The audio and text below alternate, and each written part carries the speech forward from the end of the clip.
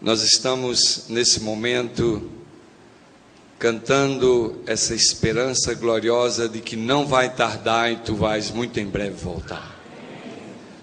Senhor, estamos cansados da vida nesse mundo e esperamos aquele dia quando a abóbada celeste vai romper em glória e majestade e nós poderemos se encontrar contigo e estar juntos para nunca mais nos separar. Senhor, agora a tua palavra vai ser aberta e tu sabes que de mim mesmo eu não tenho mensagem, mas eu rogo pelo Espírito Santo, Deus, para que a palavra que vai ser falada venha de ti e o teu povo seja edificado essa manhã. E nós te pedimos isso no nome maravilhoso de Jesus. Amém. Hoje eu vou pregar uma mensagem para vocês que faz 5 anos que eu quero pregar essa mensagem. Mas nesses 5 anos eu tinha medo de pregar esse sermão. Não é que o sermão estava pronto, mas é o assunto do sermão. E eu nunca preguei esse sermão porque eu nunca sabia se a igreja adventista realmente cria nessa doutrina do remanescente da maneira que eu estava vendo. E eu silenciei. E nunca falei nada para ninguém, porque quando você pensa uma coisa que é meio complicada, é melhor você nem falar para o seu vizinho e nem para a sua mulher. Quanto mais ir pregar para terceiros e querer fazer prosélitos, igual alguns andam aí com a nova mensagem, querendo convencer o mundo todo, e vão perder a salvação por causa disso. E eu guardei essa mensagem no meu coração. E nunca partilhei ela com ninguém. Porque eu pensava assim, se a igreja adventista é a igreja remanescente, ela não pode ser a igreja de Laodiceia. O remanescente é reavivado, é cheio do poder, é cheio da glória, é missionário, é poderoso, o poder de Deus é derramado. Ou você é remanescente ou você é Laodiceia. E eu via sermões, a igreja adventista é a igreja de Laodiceia. A igreja adventista e a igreja remanescente. Dizer, peraí, não dá assim.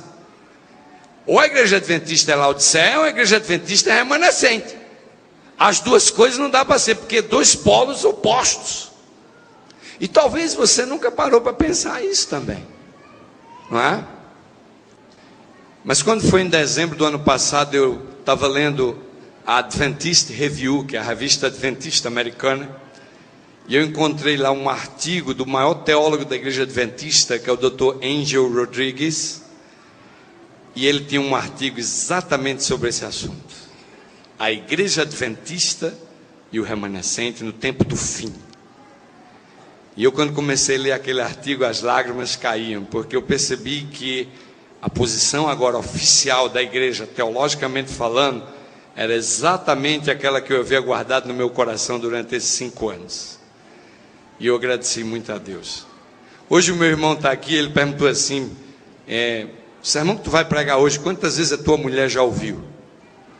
E eu disse para ele, olha, esse de hoje é a primeira vez que ela vai ouvir. Porque é a primeira vez que eu vou pregar. Quer dizer, a segunda agora, que eu já preguei no primeiro culto.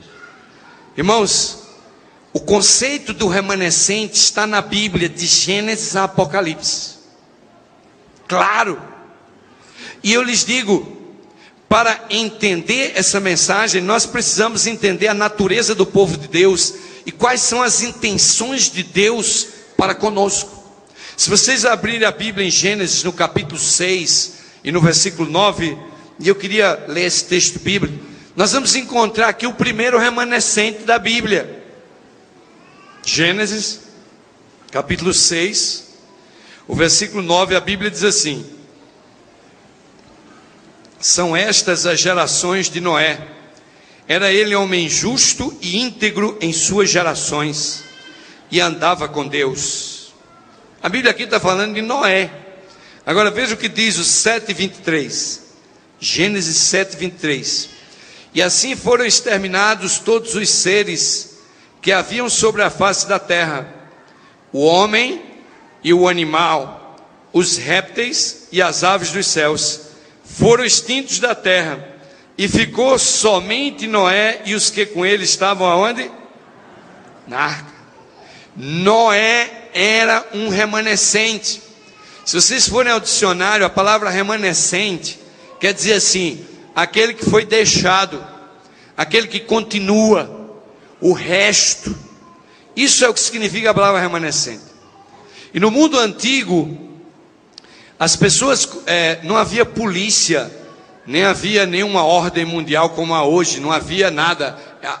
No mundo antigo era a lei do mais forte, certo? Então um rei, por exemplo, ele era mais poderoso, queria conquistar outro, ele ia lá, matava todo mundo, destruía e conquistava. Destruía as famílias, destruía a nação, destruía o povo, destruía tudo. E ninguém podia escapar, porque se ficasse um só, aquele podia depois casar, reproduzir, fazer gerações, e seria um inimigo eterno daqueles povos.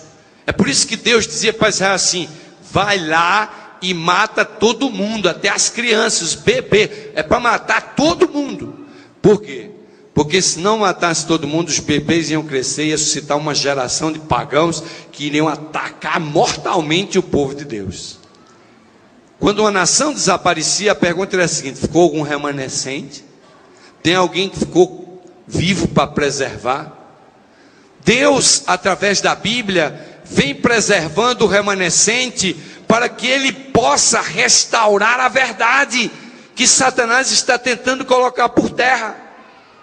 Desde que o pecado entrou no mundo, Satanás vem perseguindo e querendo destruir o povo e a igreja de Deus.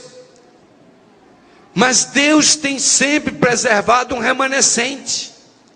Noé foi um remanescente, Elias foi um remanescente, Oséias foi um remanescente, Jeremias foi remanescente, e o próprio Jesus foi um remanescente. Eram homens que ficavam firmes no meio de grande apostasia nacional. Esse era o remanescente. Era o que ficava fiel, era o que ficava firme ao lado da verdade, era aquele que desenvolvia e preservava a verdade que Deus gostaria e queria de restaurar. Meus queridos, Jesus Cristo é um remanescente por excelência, e Ele é o nosso supremo exemplo. Nós precisamos ver a Jesus Cristo como nosso exemplo de remanescente. É por isso que a vida do remanescente é uma vida centrada em Cristo Jesus. As pessoas olham para o remanescente e vê no remanescente as características de Cristo Jesus. E Jesus veio para revelar a glória do Pai à humanidade. Jesus veio para revelar e vindicar o nome do Pai junto com a humanidade. É por isso que nós encontramos Jesus como o nosso remanescente central, o nosso exemplo, porque Jesus veio para derrotar as forças cósmicas do mal e dar certeza de que no conflito final nós alcançaremos a vitória final. Amém? Essa é a certeza do remanescente. O remanescente, ele reflete a glória de Cristo e não a glória do mundo. Mas nós entramos nas nossas igrejas e encontramos os nossos irmãos e as nossas irmãs, pelos seus trajes, pelos seus cabelos, pelas suas maneiras de viver, refletindo a glória do mundo e não a glória de Deus. Se somos remanescentes, temos que ter uma vida centrada em Cristo.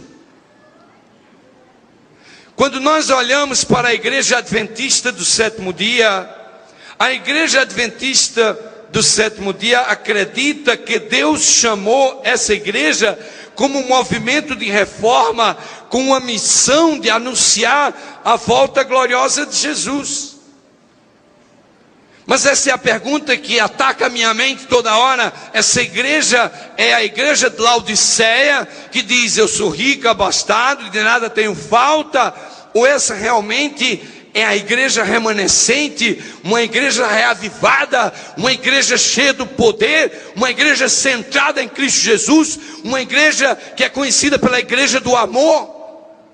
Há uma dicotomia teológica na igreja adventista. Será que realmente somos o remanescente?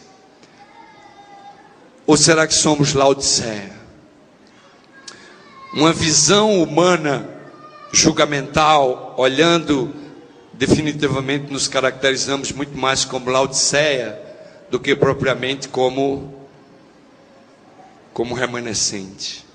E quando abrimos a Bíblia em Apocalipse capítulo 12 a 14, nós encontramos a nossa identidade como igreja, encontramos a nossa mensagem como igreja, encontramos a nossa missão como igreja. Notem bem, eu estou falando aqui de coisas sérias. Eu estou falando primeiro de identidade, quem é que nós somos. Depois eu estou falando de mensagem, o que é que pregamos. E depois eu estou falando de missão, a quem é que nós pregamos e levamos essa mensagem. Como remanescente, esses três aspectos são fundamentais para cada um de nós. Apocalipse 12 dá um resumo profético do remanescente. Nós encontramos no verso 2 e 4 e 5 que o dragão ataca primeiro o Filho de Deus. Depois nós vamos para o versículo 13 e ele vai contra a mulher, que é a igreja. Depois no versículo 14 a 16, nós encontramos agora ele atacando o remanescente, o povo que foge para as cavernas. E encontramos aí os 1260 dias de perseguição e de imposição de uma igreja cristã que estava apostatada. E essa igreja cristã apostatada agora queria usar o poder civil para impor as coisas que ela queria perante o remanescente. E dentro desse quadro aparecem os reformadores como remanescente. Reformadores que tentaram restabelecer a verdade bíblica, tentaram restaurar a verdade bíblica, mas a tarefa desses homens permaneceram inacabada, porque eles foram sacrificados na fogueira, foram sacrificados pelos animais no Coliseu de Roma. Meus queridos, há verdades no mundo de hoje que precisa ser restaurada. E eu pergunto, aonde está o remanescente do tempo do fim? Aonde está o remanescente que vai se levantar em defesa da verdade e vai restaurar essa verdade que realmente vai preparar os humanos para esse retorno glorioso da volta de Jesus? Nós estamos nos aproximando do final do conflito. E à medida que nos aproximamos do final do conflito, o remanescente se tornou objeto do ataque de Satanás.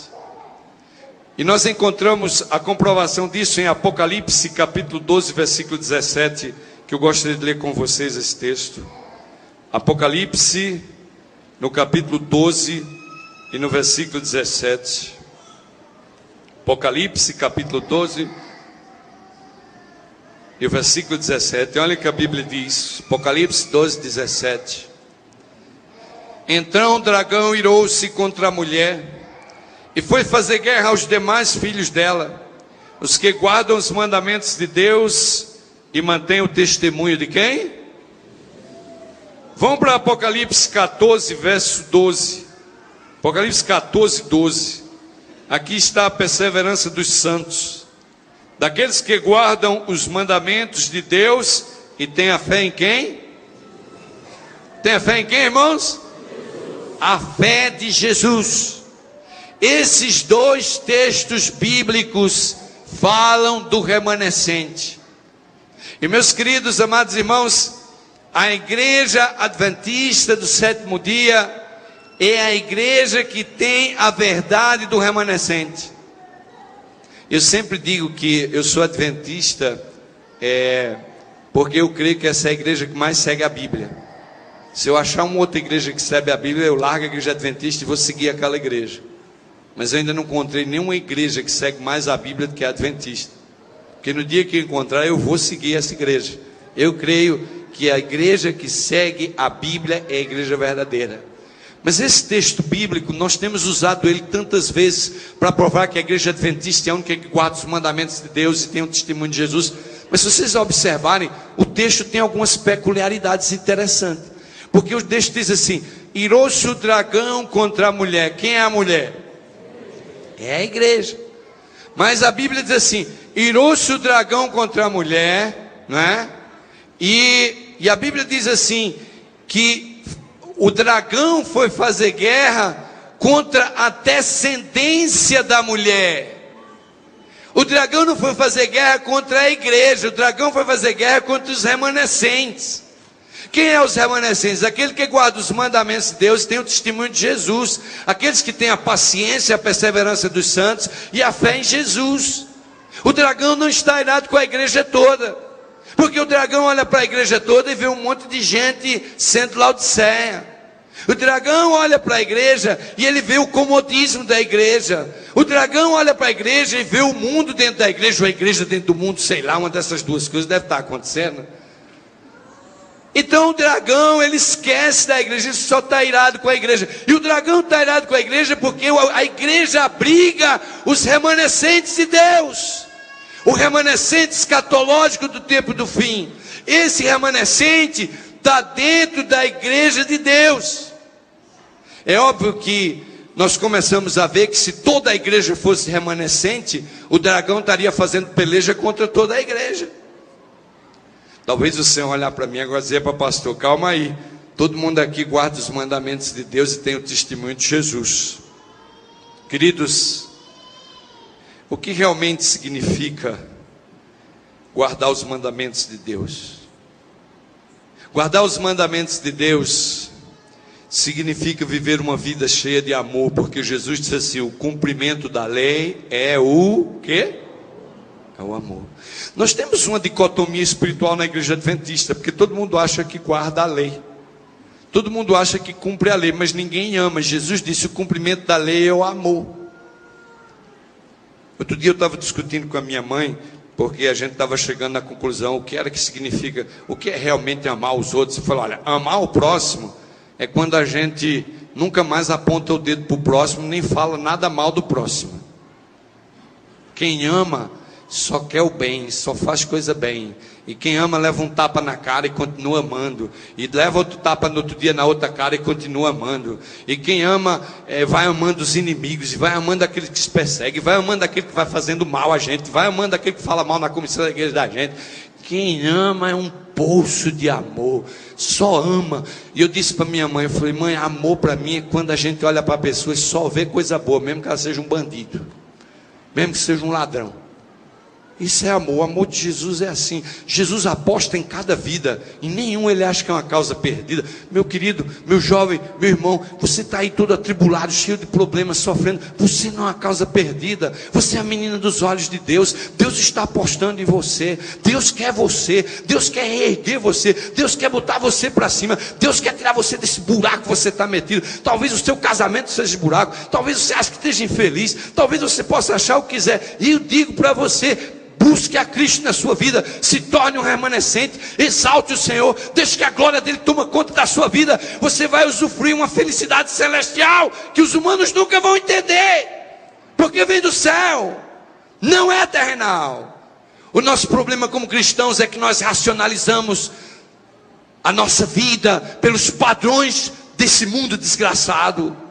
Mas se buscássemos mais a palavra de Deus e começássemos a organizar e dirigir a nossa vida pelo padrão celestial, certamente haveria um avivamento em nosso coração. Deus está buscando remanescentes. Deus está buscando remanescentes, porque é uma apostasia dentro da igreja. Essa apostasia não é de princípios, essa apostasia não é de mandamentos, essa apostasia não é de doutrina. Há uma apostasia espiritual dentro da igreja de Deus. É uma apostasia muito semelhante a de Israel.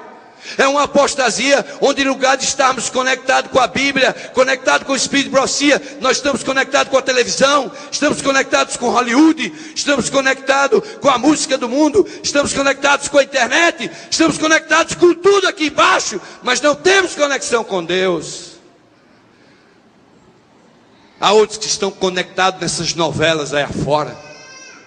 E eu vou dizer a você, você pode fazer trabalho missionário, pregar o evangelho, ser o maior santarrão do mundo, mas se você está no pé da televisão assistindo essas porcarias que o diabo manda aí, não se iluda, não perca seu tempo, não dê mais estudo, faça trabalho missionário, não faz mais nada, porque não vai para frente do seu ministério.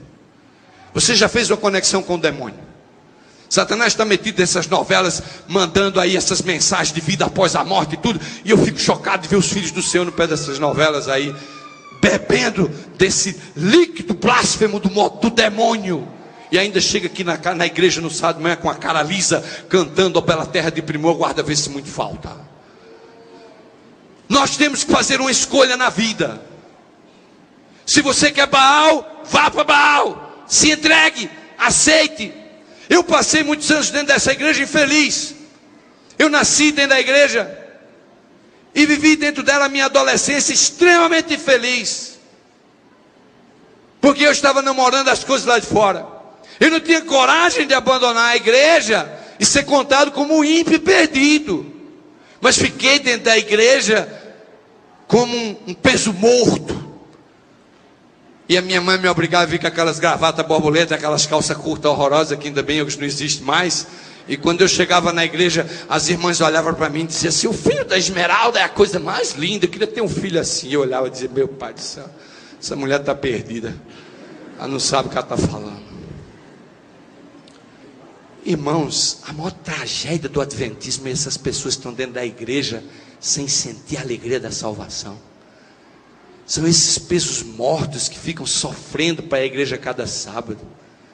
Pessoas que vão à igreja por obrigação. Pessoas que fazem a lição da escola sabatina para acalmar a consciência.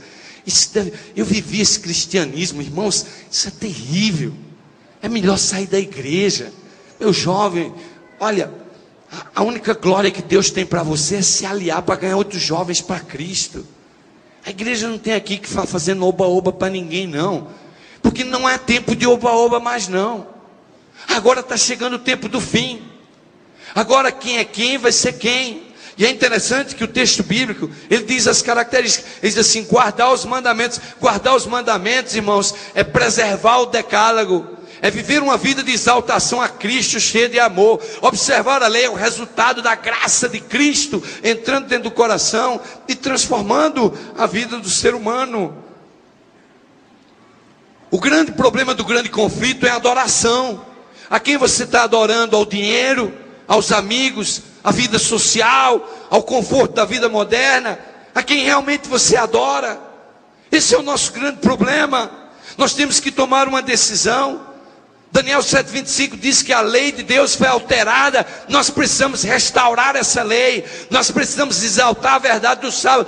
Nós precisamos viver o gozo da vida sabática. E eu vou dizer uma coisa a vocês: os adventistas, eles sabem muito bem o que não deve fazer no sábado, mas eles não sabem o que fazer no sábado.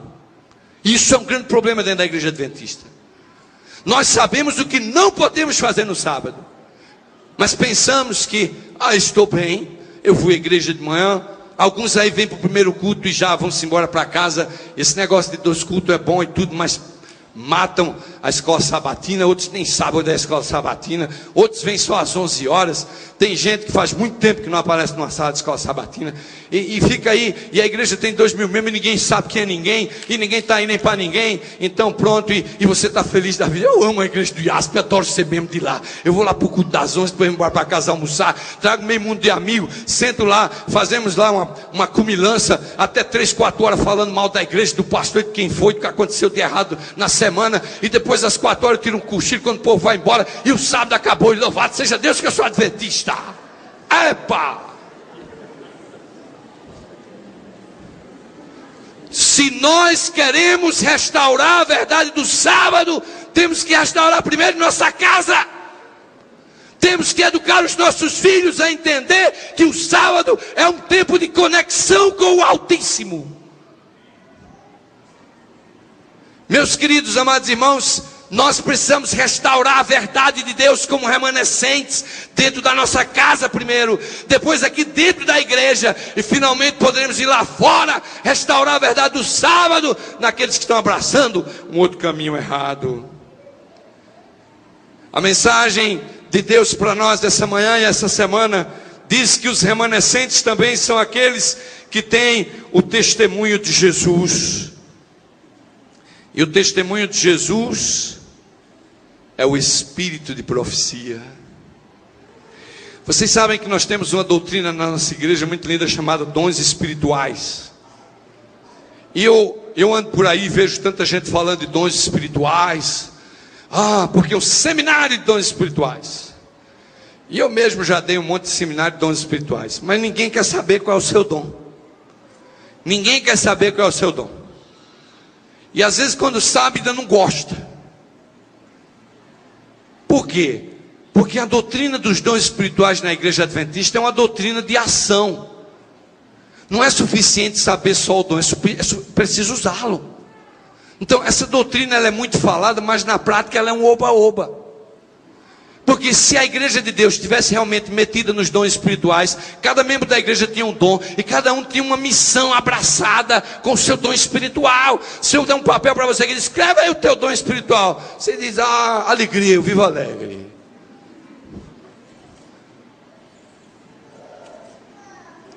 O quanto o teu dom espiritual é efetivo aqui na igreja do IASP?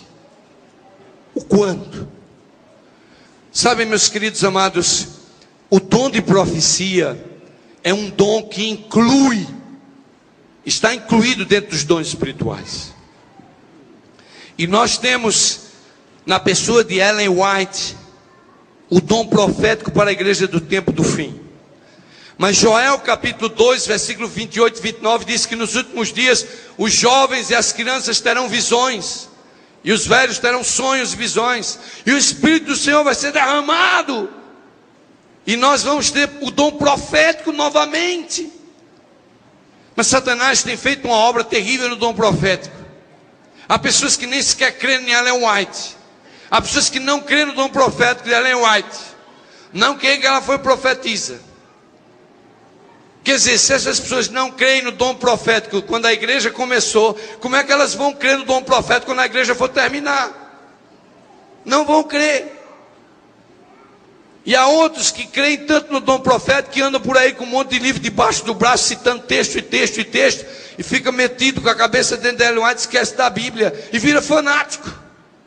E o diabo fica dando risada, que o remanescente nem é fanático e também não rejeita o dom profético, porque ele tem o testemunho de Jesus. Queridos amados irmãos, há um desafio grande para nós. O remanescente é alguém que tem a fé em Jesus, ele abraça os ensinos de Jesus e vive a vida centralizada em Cristo Jesus. Finalmente há um texto de Apocalipse 14, 12 que diz que o remanescente tem a paciência dos santos, ou a perseverança dos santos. Esse termo aqui significa resistência, significa resistência ao engano e à apostasia. Quando vai havendo uma apostasia no meio do povo de Deus, o remanescente é aquele que resiste, fica firme, ele permanece, ele não se contamina com a apostasia. E eu lhes digo, nós temos uma grande apostasia nas fileiras e nos arraiais do Senhor, que é uma apostasia espiritual, onde as pessoas estão perdendo esse senso da conexão com o Altíssimo, através do estudo da Bíblia e através da comunhão e da oração. Sabe, meus queridos, essa batalha do conflito final vai ter uma final vitória, mas a vitória será dos remanescentes. A vitória não será dos de Laodiceia, a vitória será dos remanescentes. O problema talvez é saber de que lado nós vamos estar.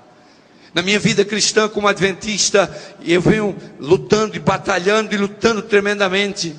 E eu vou dizer uma coisa para vocês: a vida, ela é cheia de estágios. Eu às vezes chego no espelho, olho para mim assim, meio barrigudinho, meio de cabelo branco, e eu digo assim, puxa, eu estou meio século quase. Daqui 3 meses eu vou fazer meio século de existência. Puxa vida, mas eu acho que a vida está passando e eu estou ficando velho. Mas quando eu era jovem, eu tinha uns pecados que eu achava que eu nunca ia poder vencer. Hoje eu olho para esses pecados lá atrás e eu digo assim, agora eu já estou com os pecados da vida adulta. E daqui a pouco tem os pecados da velhice me esperando ali na frente. Cada fase da vida tem uns pecados que vão vindo. E nós temos que lutar. Por exemplo, eu me lembro quando era jovem, era fã da música do Roberto Carlos. Eu não podia ouvir Roberto Carlos, que estava já aí todo metido. A minha mãe não sabia, mas naquele tempo havia uns LPs pequenininhos assim, de 2 músicas, né? E eu danei a comprar aquilo com a minha mesada lá e tudo. E tinha uma coleção do Roberto Carlos todo daquele. Um dia fui para um reavivamento lá e eu vi um pregador condenando a música do mundo. Cheguei em casa, me rendi a Jesus e quebrei os disquinhos tudinho lá, quebrei tudo, falei, agora eu sou de Jesus e tal. Mas aí um dia, estava na frente da escola, e aí tinha um bar assim na frente da escola, começou a tocar uma música de Roberto Carlos. Eu falei, essa música é maravilhosa. E fiquei ali coçando a cabeça. Daqui a pouco já tinha comprado um outro LPzinho, né? E daqui a pouco estava com tudo os LP de novo. Eu falei, epa, que negócio é esse? Outro dia fui para um congresso de jovens e uma pregação lá. Eu falei, ai meu pai, caí no pecado, quebrei tudo de novo. Epa, peraí. Tem que tomar uma decisão na vida. Eu quebro essas porcarias, compro de novo, quebro. Eu tenho que sair disso. Até o dia que eu mandei a minha vontade de ouvir a música do Roberto Carlos para o hospital. E aí o médico chamado Satanás queria dar uns remedinhos lá para mim. Eu falei, não dá nada, deixa aí. Aí entrou na UTI. Aí quando chegou na UTI, queria também, não dá nada. Aí entrou em coma. Epa, mas vai morrer. Não, agora deixa morrer. Finalmente quando morreu, sepultei, pronto, acabou-se esse negócio. Essa música agora já não me afeta. Ah, mas o que é que tem a música de Roberto Carlos? Ah, mas o que é que tem a novela? Ah, mas o que é que tem um filmezinho? Eu não vejo mal nenhum nesse filme. Ah, mas o cinema, eu não vejo mal nenhum no cinema. Pai, irmãos. Nós somos os típicos laodiceanos procurando justificativas para os prazeres da terra do pecado. O cinema é pecadão, sim. Quando eu era pequeno era pecado ir no cinema e nunca me disseram por quê, mas o cinema é pecado.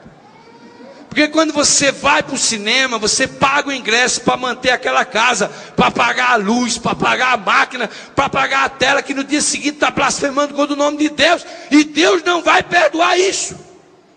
Abra o olho, meus jovens, Deus não vai perdoar isso.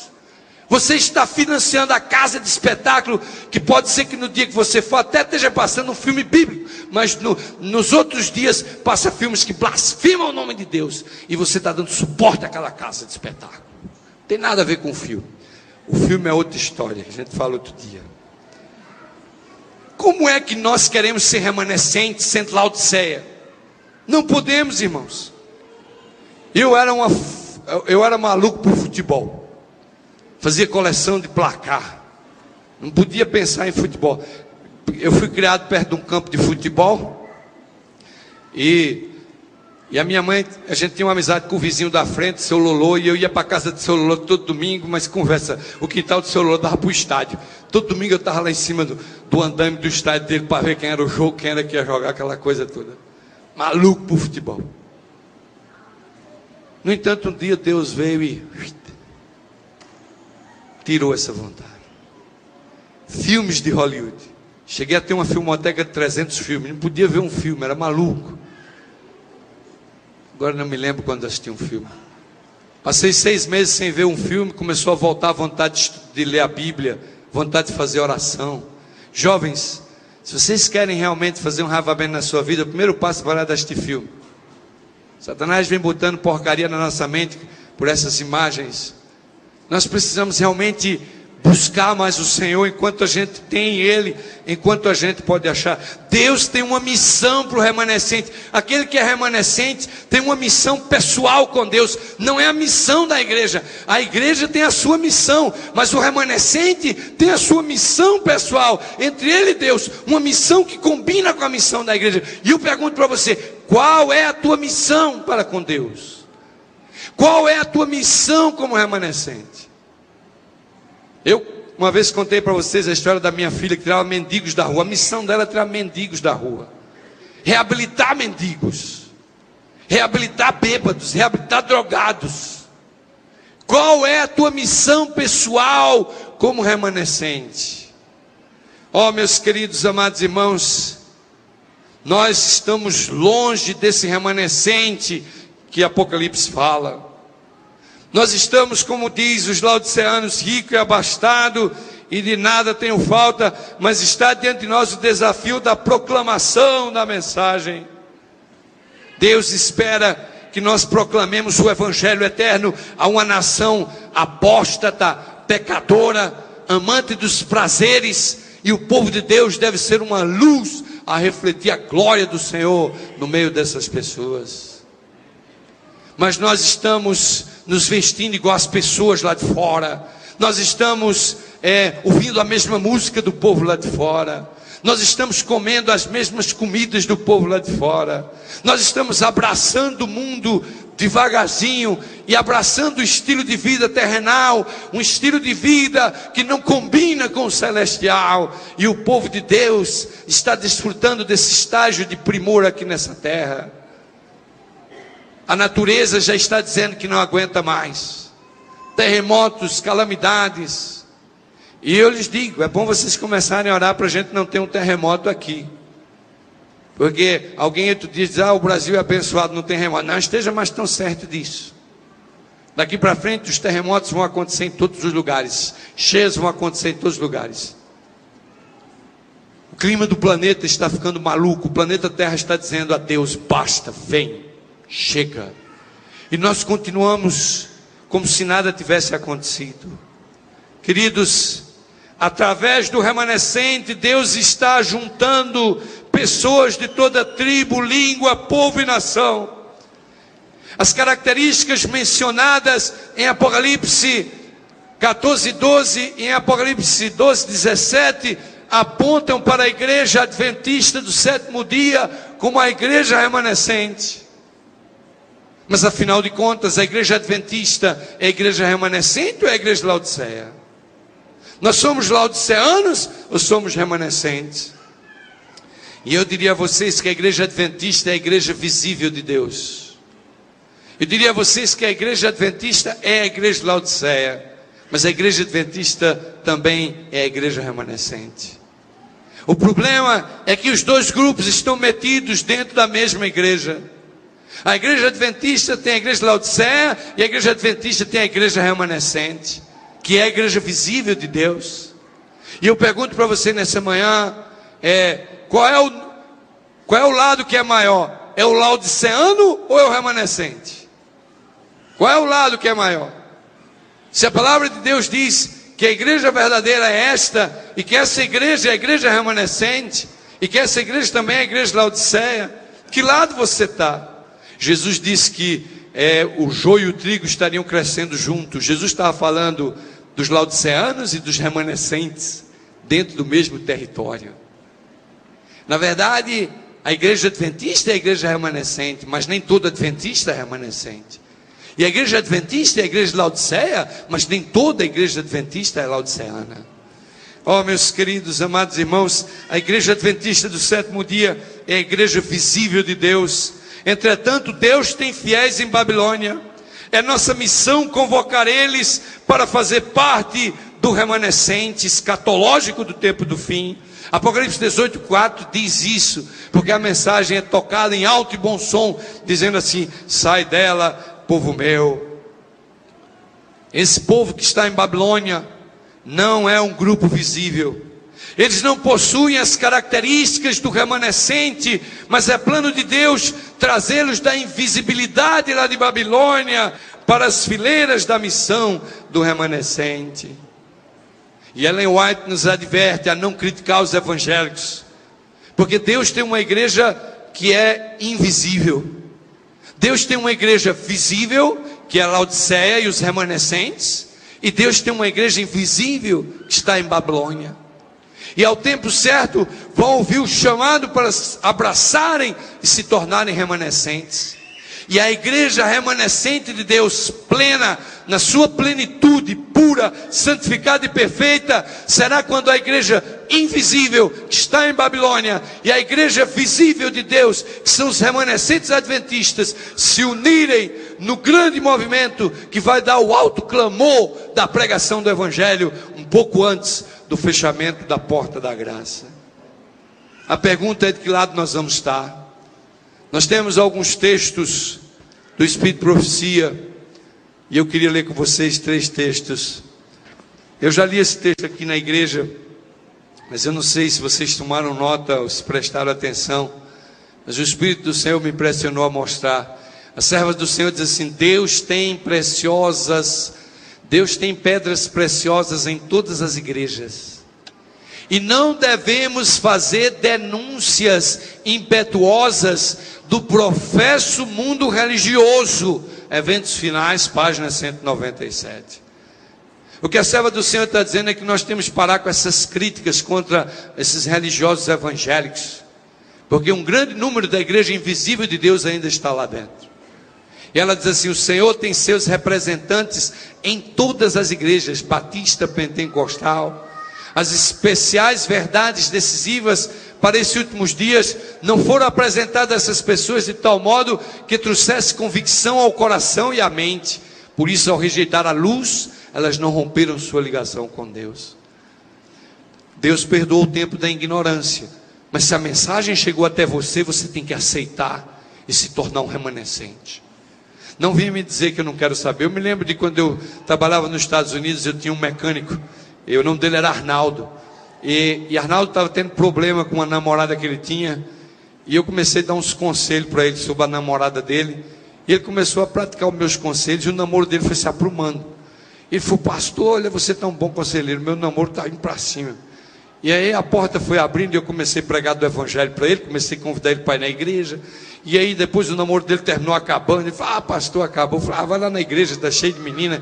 Começou a namorar a menina da igreja. Comecei a dar alguns estudos bíblicos para ele. Chegou uma hora que ele um dia chegou para mim e disse: pastor, não dá mais para eu estudar a Bíblia com o senhor. Eu falei: por quê? Ele falou: porque o que o senhor vai me dizer daqui para frente não dá para eu praticar.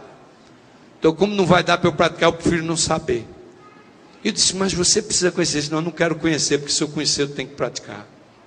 Queridos irmãos, quantos de vocês não têm ido ao Espírito de Profecia, estudar as profecias, porque não querem fazer mudanças na vossa vida?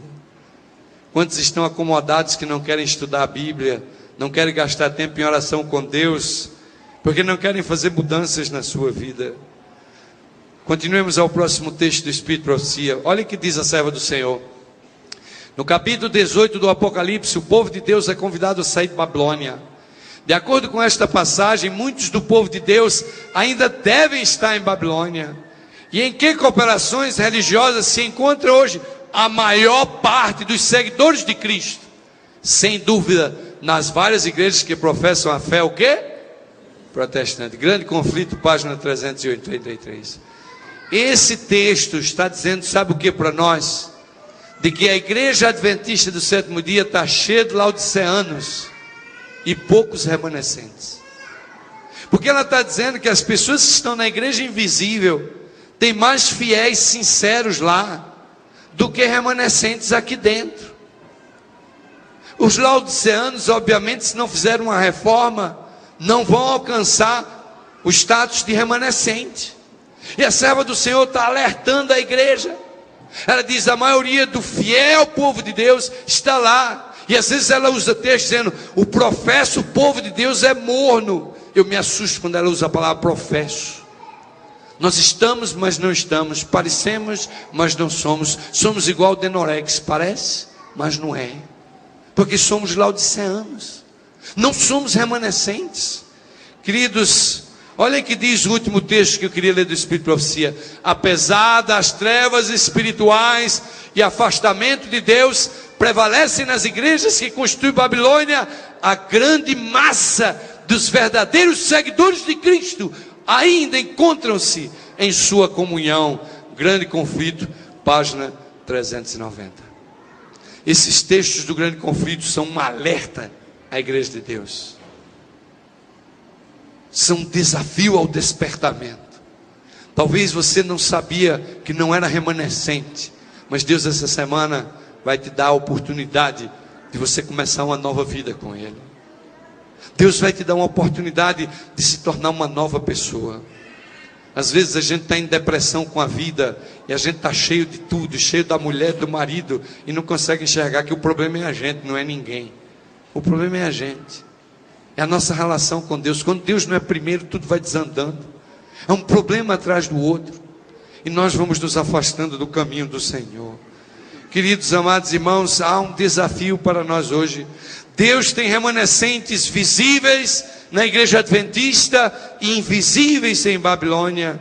Uma plena compreensão da doutrina do remanescente não abre espaço para exclusivismo na igreja adventista do sétimo dia. Na atualidade, a igreja adventista é maior do que os remanescentes. Há mais laodiceanos em nosso meio do que remanescentes. É por isso que a igreja adventista é a igreja de Laodiceia, e a igreja adventista é a igreja remanescente. O problema é que o número de laodiceanos é muito maior do que o número de remanescentes. Mas essa é a igreja visível de Deus. A pergunta que fica na mensagem dessa manhã é: quem você é? Qual é a sua identidade? Qual é a sua mensagem? Qual é a sua missão sentando nesses bancos cada sábado? Por que é que você está aqui? O que é que você está fazendo da sua vida espiritual? Você é laodiceano ou você é remanescente? Que lado você está? Você não pode continuar morno no meio do caminho. Sim, meus queridos, amados irmãos, Deus é ativo fora da igreja remanescente visível.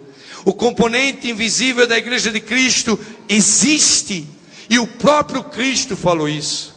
E eu lhes digo, vamos abrir a Bíblia em São João, capítulo 10, e o versículo 16. São João, capítulo 10, e o versículo 16. Eu, quando li esse texto, eu chego a sentir um frio na espinha. São João, no capítulo 10, e no versículo 16, nós encontramos Cristo aqui falando a respeito da igreja invisível dele. São João, capítulo 10, versículo 16. Olha o que diz a Bíblia. São João, capítulo 10, verso 16. Ainda tenho outras ovelhas que não são deste aprisco. A mim me convém agregá-las também. Elas também ouvirão a minha voz. E haverá um rebanho e um quê? Amém? A palavra de Deus aqui, meus irmãos, estão falando de dois rebanhos. Dois rebanhos. Um rebanho que já está dentro do aprisco, e um rebanho que está fora do aprisco. Ellen White e a Bíblia confirma que Deus tem uma igreja invisível nas outras religiões. Mas eu lhes digo que esse dia vai chegar, e esse vai ser um dia extraordinário. Esse vai ser um dia incrível. À medida que nos aproximamos do conflito final, a igreja escatológica de Deus surgirá, e esses dois grupos se unirão: os remanescentes da casa de Israel e os invisíveis das outras igrejas. Deus vai chamar o seu povo, que está em toda tribo, nação, povo, língua, religião, e vai surgir então a igreja remanescente escatológica de Deus, uma igreja pura, uma igreja santa, uma igreja cheia de amor, uma igreja que vai reproduzir a igreja apostólica quando ela começou. E essa igreja unida, plena, vai finalmente dar o último toque de alarme ao mundo condenado pelo pecado antes do fechamento da porta da graça. Serão os remanescentes de Deus tocando a última trombeta de alarme para um planeta condenado, para um planeta que estará completamente destruído. Talvez a pergunta que eu faço para você nessa manhã é se você realmente é um remanescente. Será você realmente um remanescente? Tem você uma identidade de remanescente? Tem você uma mensagem que você tem pregado e quer pregar? Tem você uma missão pessoal, não a missão da igreja? A missão da igreja é a mensagem de Apocalipse 14. E durante a semana nós vamos estudar essas 3 mensagens angélicas. Quem é você? Olhe para você essa manhã, olhe dentro da sua alma e pergunte a você mesmo se você se conhece, se você sabe quem é. Você pode ter sido pastor, você pode ser adventista, não importa quem você é. Eu estive perdido dentro da igreja, eu estive perdido dentro do ministério. Quem é você? Olhe para você essa manhã, identifique-se diante do trono de graça de Deus, se você é laodiceano ou se você é remanescente. Mas Deus está te chamando desesperadamente, porque o tempo é curto, porque não vai tardar, porque nós temos que nos preparar, porque a hora final ela está chegando. Ó, meus queridos amados irmãos, nós precisamos nos revestir de glória. Tem havido muita tapinha e muito sorriso e muita festa no meio do povo de Deus. E eu digo a vocês, hoje era tempo da igreja estar fazendo vigílias, hoje é dia da igreja estar fazendo jejum. Joel diz que hoje é o dia de convocar assembleias solenes de consagração para o meio do povo de Deus, para buscar o reavivamento espiritual, para se preparar para essa grande crise que está se aproximando. Mas a igreja adventista está cheia de shows, está cheia de festas, está cheia de programas lindos, e a missão da igreja e a missão do remanescente tem sido abandonada em detrimento dos prazeres que essa terra pode nos oferecer. Eu louvo muito a Deus, porque Ele me levou para um lugar onde realmente eu só posso sobreviver se pegar na mão dEle. Não há outro caminho. Vocês sabem qual é o nosso problema? É que a gente tem uma vida muito confortável. A nossa vida é muito boa. A gente adora dirigir esses carrões aí, e essas casas bonitas, e termos ar-condicionados, e termos todas essas coisas. E eu olho o povo de Deus cada vez mais investindo em prédios bonitos, em tudo aí afora, em casas e tudo. E eu me lembro que já já a perseguição vai chegar e ninguém sabe acender uma vela no mato sem fósforo. E eu me desespero. Porque essa igreja, ela vai passar da apostasia espiritual para a apostasia física, porque não se preparou. Porque ficou como as virgens loucas que seguraram as lâmpadas, mas não botaram o óleo do Espírito de Deus para fazer uma reforma e um reavivamento na sua vida. Talvez você possa olhar para mim e achar que eu sou um santo, que eu sou isso, mas eu lhes digo, as lutas espirituais que tenho tido comigo são terríveis. Eu tenho cambaleado pelo Getsemane, caído nas minhas fraquezas e clamado ao Todo-Poderoso, porque não sou melhor do que ninguém que está aqui essa manhã. Há pessoas aí que às vezes ficam querendo achar que eu sou um santo e não sei o que.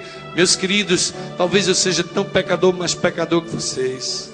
Há pessoas aí que estão preocupadas se eu como carne, bebo Coca-Cola, faço alguma coisa, em lugar de estar preocupado com a mensagem que eu estou pregando. Oh, igreja dura serviço. Oh, igreja de Israel pecadora. Você precisa se reavivar, buscar o Senhor, esquecer de Deus Bezerra, lembrar-se do remanescente, lembrar-se da glória do Senhor que pode resplandecer sobre você, lembrar do que Deus pode fazer na tua vida no dia que você se render e dizer: Senhor, eu quero ser teu. E sabe de uma coisa? Eu vou terminar o sermão dessa manhã e eu quero ler para vocês uma coisa que eu tenho aqui. Um dia estava lendo a revista adventista americana, Adventist Review, de janeiro de 2002, página 30. E eu li um artigo lá. Eu trouxe escrito porque eu não quero ser traído pelas palavras. Mas eu quero ler para vocês o que um pastor aposentado no Arizona escreveu. E o título da coluna é assim: uma imaginação santificada. Ele imaginou a situação que eu vou ler agora, como se fosse um sonho. E ele diz assim: olha só, quando eu e minha esposa Mary Louise chegamos e entramos na Nova Jerusalém. Ele estava entrando na Nova Jerusalém, lá no céu. E os nossos anjos da guarda nos levaram para nossa casa celestial. Tudo que nós víamos era indescritivelmente bonito. Nós passamos por tantas residências encantadoras ao caminhar pela cidade. O nosso entusiasmo crescia à medida que caminhávamos. Como será a nossa casa na nova terra? Perguntava eu a Maria Luíse. Logo descobrimos.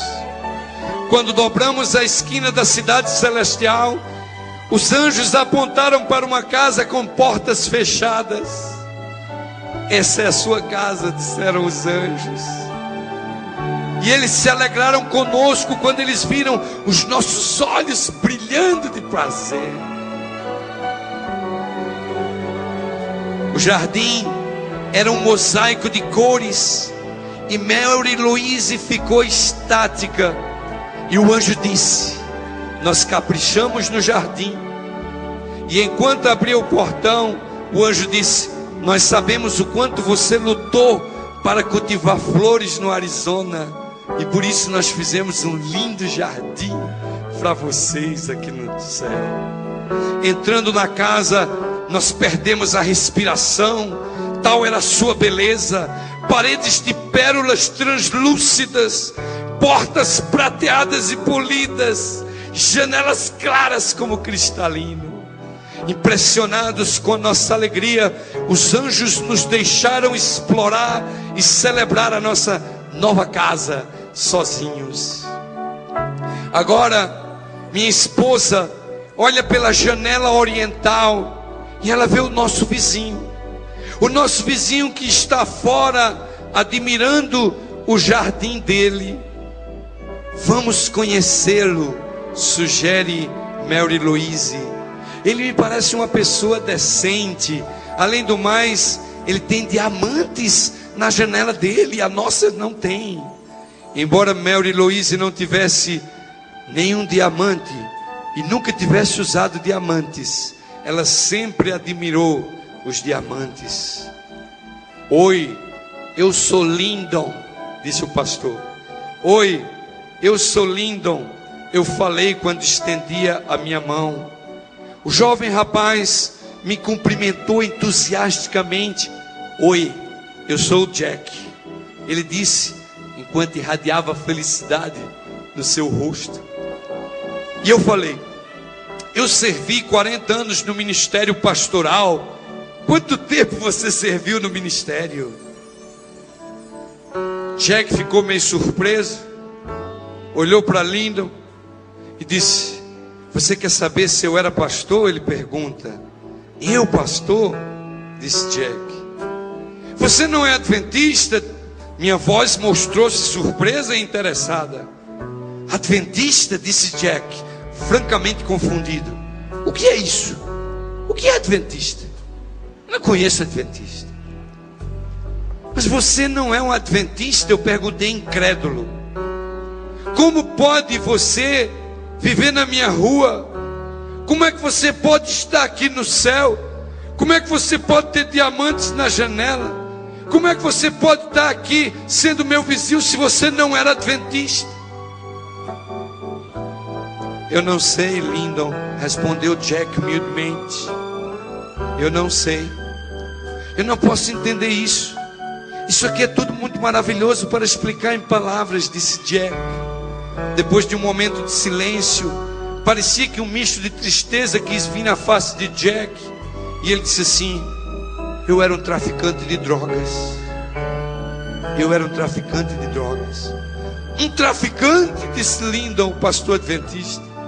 Sim, eu me sentia profundamente envergonhado disto, mas essa foi a única coisa que eu aprendi a fazer lá embaixo.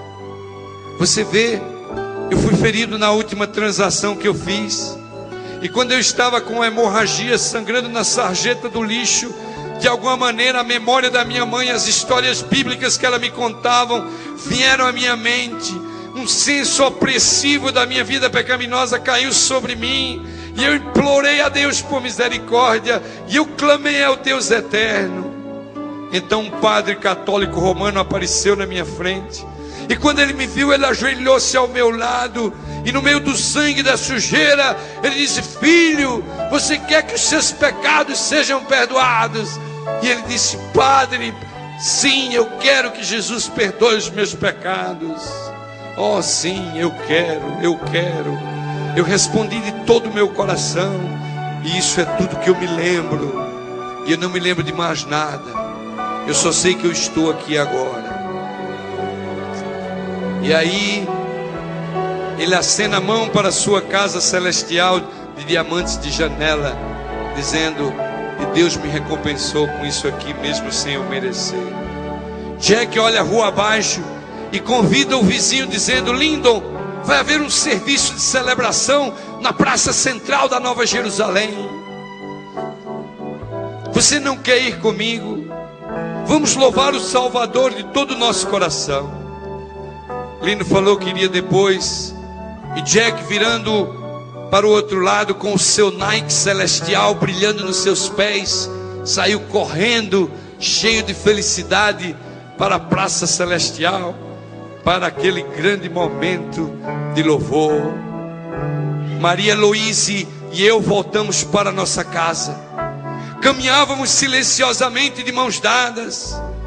Maria Heloíse, finalmente eu disse: eu passei 40 anos no ministério, eu dediquei todo o meu coração à obra de Deus, eu nunca cortei caminho, eu nunca adulterei, eu sempre fui fiel a você. E nós não conseguimos sequer diamantes em nossas janelas aqui no lar celestial. Queridos amados irmãos,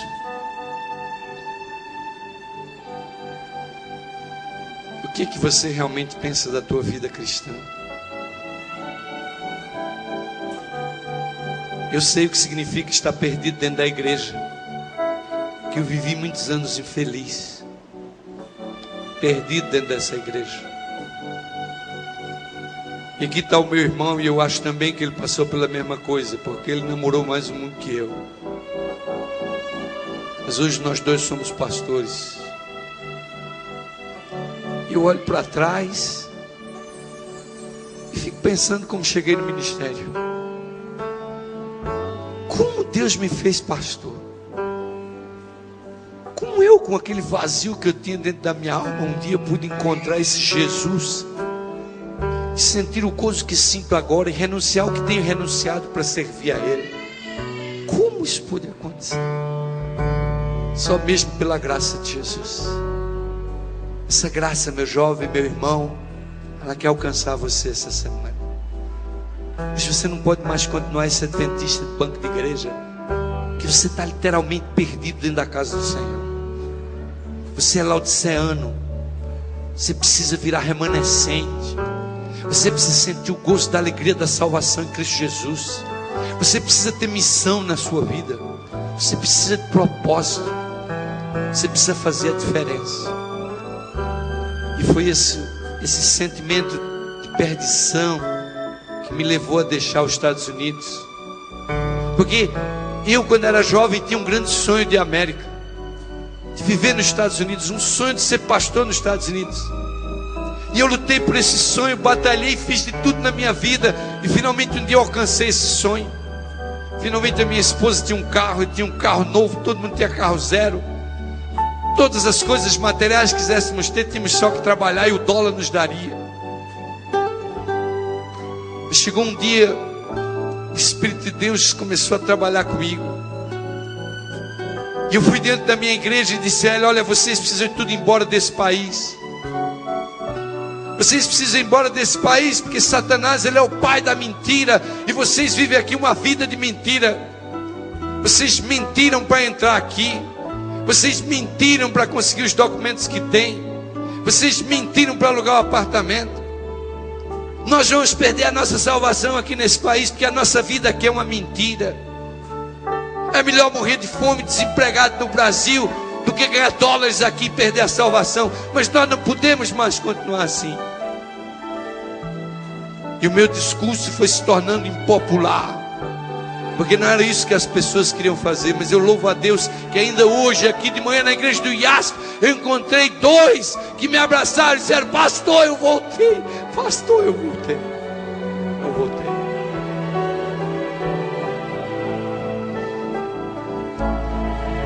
Uma madrugada eu me ajoelhei ao pé da minha cama e eu disse: Senhor, eu preciso ir embora desse país. Eu não posso mais pastorear imigrantes ilegais. Eu não posso. E não posso mais. Eu estou perdendo a minha fé. Eu estou enfraquecendo espiritualmente. As coisas boas desta vida aqui americana é muito fácil.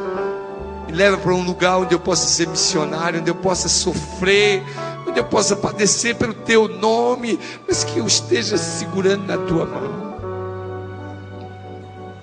E eu orei anos e anos, irmãos, até o dia que Deus respondeu a minha oração e me levou para a África do Sul. A África do Sul não era o plano de Deus. Apenas Deus não queria tirar do primeiro mundo para botar no quinto mundo.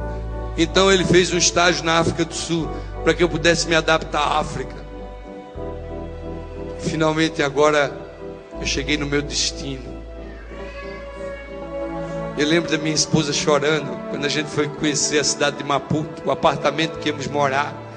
Ela voltou chorando 6 horas de carro de Maputo a Johannesburgo. Mas eu louvo a Deus pela esposa que Ele me deu, porque ela foi comigo, porque ela está comigo. É porque agora eu sinto que Deus está me usando poderosamente aonde Ele quer que eu esteja.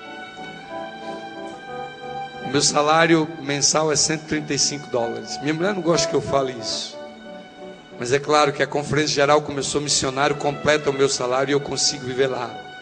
Mas eu tenho derramado lágrimas com os meus colegas pastores. Como é que eles conseguem viver com esse salário? A obra de Deus em Moçambique, ela caminha pela fé. Ela não depende de folhetos. Não há folhetos lá. Não há folhetos, não há bíblias, não há curso bíblico, não há dinheiro para nada. Não há dinheiro para nada. A obra de Deus cresce pela fé. Esse ano a nossa união batizou 15 mil novos membros. Eu louvo a Deus pelos aqueles fiéis soldados que no meio da miséria, do sofrimento, da falta de comida, da dor e do sofrimento, estão se unindo comigo para terminar essa obra, porque eles querem ver Jesus voltar. E eu pergunto para você, o que você está fazendo sentado aí no banco dessa igreja? Qual é a tua missão como remanescente? O que tu vai fazer da tua vida quando já a perseguição chegar e a gente tiver que ir para os matos, fugir pela nossa vida, dando testemunho da nossa fé? Que Deus abra os vossos olhos essa semana, que a glória do Senhor resplandeça sobre cada um de vocês, que o diabo não te segure na tua casa, na novela, nem na televisão, que a chuva não te impeça de vir à casa do Senhor essa semana, mas que a glória do Senhor nasça na sua vida agora e para todo sempre. Amém.